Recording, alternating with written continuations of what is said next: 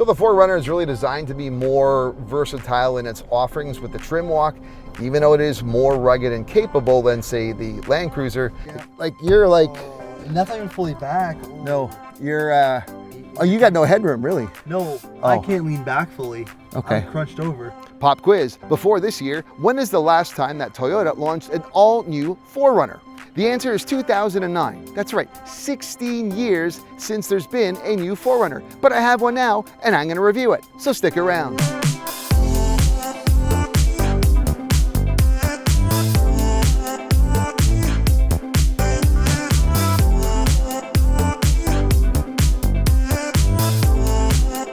So this is, as I said off the top, the 6th generation of the Toyota 4Runner. The first generation goes all the way back to 1983, but the 5th generation before this was launched in 2009. So it's been 16 years since we've seen a new 4Runner. I mean, this is not news to people who like this brand and this model, but it's just been Toyota's thing that their truck lineup, their truck and SUV lineup, has taken a long time for them to finally get into it. And now with this, it is the 5th and final new generation complete overhaul of their SUV truck lineup.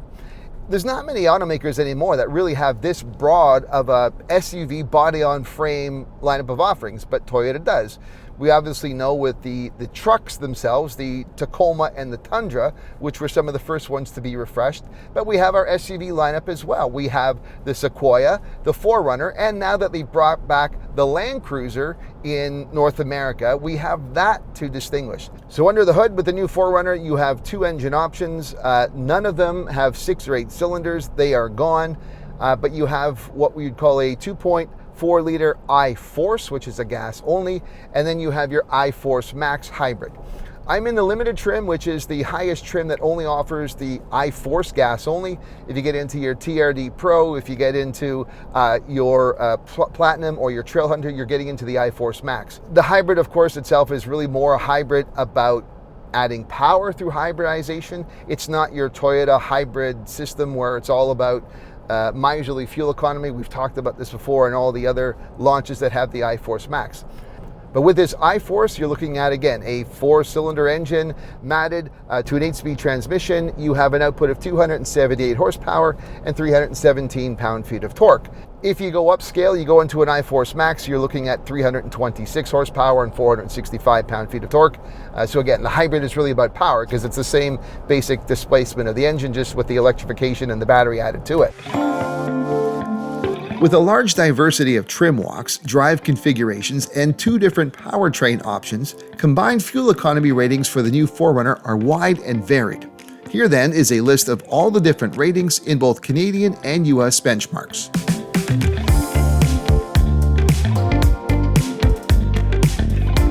While this limited trim is not the most capable of the trim line, all 4Runner trim levels are capable of taking roads that are off the beaten path.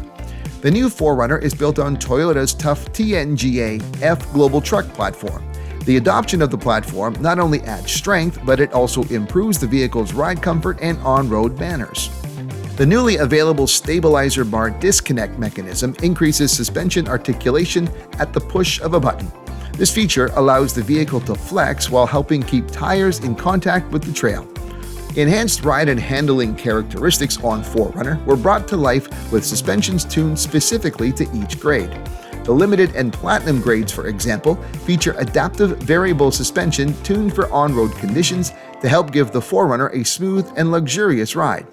By comparison, the TRD Pro trim comes fitted with TRD Tune Fox QS3 3-way adjustable internal bypass shocks with remote reservoirs for improved high-speed off-road performance.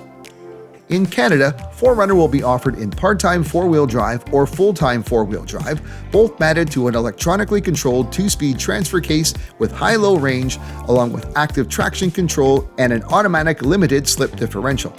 In the US, 4Runner is available in 2-wheel, part-time 4-wheel, and full-time 4-wheel drive. Multi-Terrain Select is functional in both 4-wheel drive high and 4-wheel drive low, offering adjustable settings to help control wheel spin on a variety of terrain such as mud, dirt, and sand. 4Runner owners typically use them for a wide variety of demands, including the need to pull a trailer, boat, or UTV. The 4Runner offers a maximum towing capacity of 6,000 pounds as a result. So if you made it to this point, you probably like what you see, but you're also likely not a subscriber, and I want to change that. Please subscribe now to the Novak Report and help me grow this channel. You'll see on average 5 to 7 videos a month. There's some shorts, long form, mostly auto, but some travel, some product. It's all good. Subscribe now, help me grow this channel, and thank you for doing so. With multiple trim levels, each serving more specific types of needs, the interior design of the 4Runner includes a lot of diverse features and equipment. For example, my limited trim Tester is designed more for commuting than adventuring and is a more sophisticated driving experience as a result, with heated and ventilated leather trim front seats, plus an available power extending running boards. It also includes a 14-inch touchscreen, JBL premium audio with JBL Flex portable speaker, available digital rear view mirror, and a power moonroof. The 4Runner in this case has 3 rows of seats, but it's really not an ideal 7-seater. And I've got my son Matthew here. He's about the same size as me. He's about 5'11", which is what I am. And he's going to demonstrate what it's like to get into that 3rd row. So go ahead, Matthew.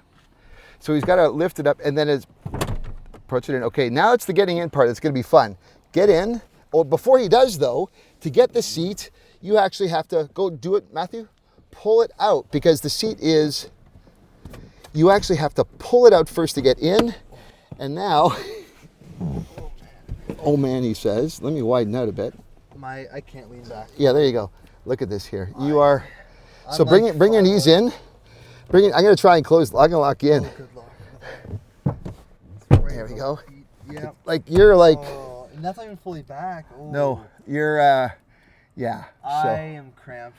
Yeah, so, okay, so. You have to be like a kid to be. Oh, you got no headroom, really? No, Oh. I can't lean back fully. Okay. I'm crunched over.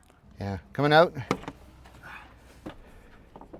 Oh my God, that's uncomfortable. See, you should have stayed a little kid. That would have fit then. Why'd you grow up?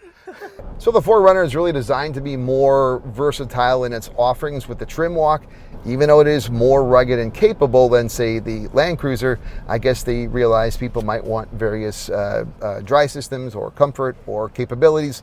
So at least in Canada, you've got your SR5, your TRD Sport, your TRD Off-Road Premium, you've got your Limited, you've got your Platinum, you've got your TRD Pro, and you've got your Trail Hunter. And again, all of them have different features. With this Limited, you are looking at certain capabilities, as all would. You've got 8.8 inches of ground clearance on the Limited. The exact amount of ground clearance varies depending on trim walk. It's as low as 8.1 inches and as high as 10.1. So again, it sort of caters to the type of driving you might do in that trim. So on this vehicle, while it is certainly capable, I'm sticking more to cottage type roads. I will try to get a TRD Pro, which should be in a press fleet at some point in time, or even a Trail Hunter. And if those come out, then I will review this vehicle again with more of the off-road type of reviews that I would do. With respect to comparing the Land Cruiser with the 4Runner, I mean, I reviewed them both. You can check out my Land Cruiser review. You may recall if you saw it before, I mean, that's something that's probably more likely to be found, as I said, in a Costco superstore kind of major center, power center parking lot than it would be on off-road terrains. Not that it's not capable. People know what the 4Runner is and they know what it's capable of, and there are fans. The exterior design, I mean, it looks, even though it's an all-new build up, it's completely new from the ground up. If you look at the side profile, if you look at it, you really recognize that this is a 4Runner. They've done very little to the overall silhouette and shape of this, because I think that's a good idea. I don't think they want to radically change what they've done in terms of a new generation, a whole new look. So they've kept the basic look of it the same, and I think that's really going to, for 4Runner fans, that is going to be something good. As for me, which do I prefer? It's kind of hard to say. I mean, I liked the Land Cruiser. If I was looking for something like this, maybe the 4Runner is still, just because of the cachet, the branding, just what it represents. I mean, the Land Cruiser certainly, and maybe it's because it's been so many years that we've not had it, at least in Canada. You kind of forget what the Land Cruiser was. I do think that this probably has the greater overall potential for sales, and in some respects, I prefer this. You're not going to go wrong with either choice, but I mean, at least you know what the difference is. As with fuel economy, pricing for the 2025 4Runner is also wide and varied. But to give a benchmark, here is a list of MSRP pricing in Canadian and US dollars.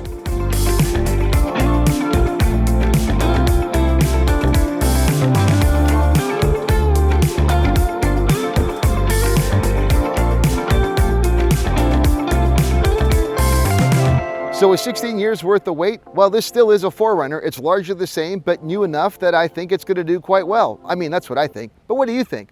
Drop me a comment, let me know. And if you like this video, please like it and share it with others. If you're not subscribed to the Novak Report, please consider doing so. And if you are, make sure you ring the bell so you get notified of every time I upload something new. That's it for now. I'm Eric Novak. Thanks for watching.